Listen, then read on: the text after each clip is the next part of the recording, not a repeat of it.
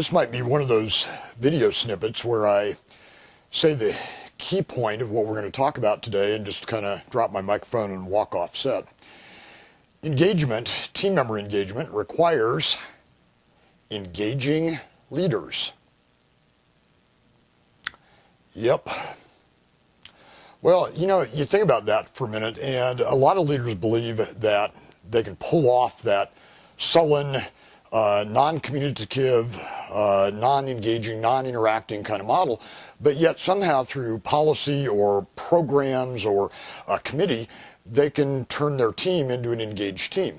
And that really can't happen. There has to be a level of consistency between the engagement desired by a leader and the leader's personal engagement level and his or her then being a people-focused, people-centered kind of engaging leader. Jim Collins famously wrote, and boy, I tell you what, I end up talking about this a lot. He famously wrote that introverts can be good leaders, and I absolutely agree with him on that. And I am not about to argue or talk about or try to invalidate any of Mr. Collins' or Dr. Collins' research or anything that he's done about the subject. Those lines, I tell you what, have become a real rallying cry for introverts. And the only thing I'd like to point out about that is that Jim Collins matched his research with leaders who were introverts and what their kind of core deliveries related to key financial metrics and things like that, and they were able to deliver outstanding results. What he did not connect the dots on was the fact that introverted leaders tend to not have a highly engaged working environment. When they choose to not use people-based skills and be out there and being engaged with their team, they're not going to have some of the other key metrics associated with a healthy working environment. Now let's talk about what it means to be an engaging leader. First of all, you have to be communicative.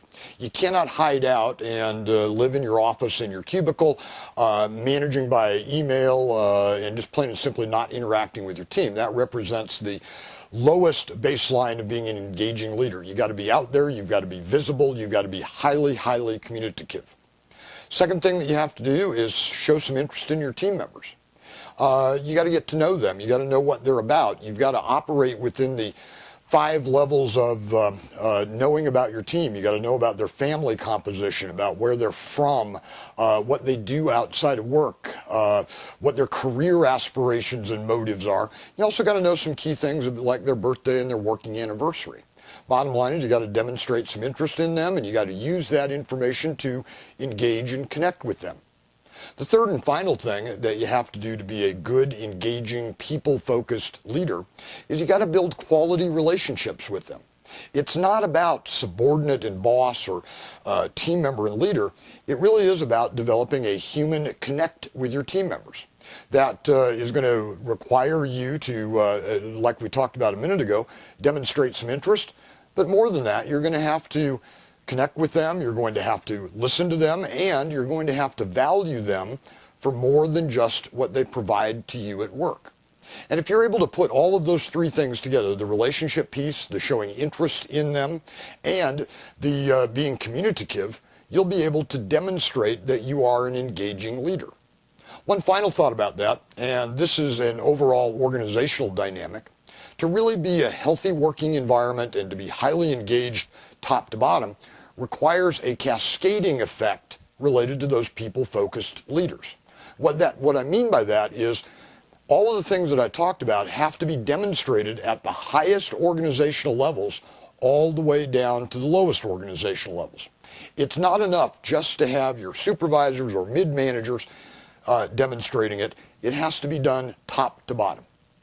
Thank you very much, and we'll continue our discussion on team member engagement and healthy working environments next time we're together.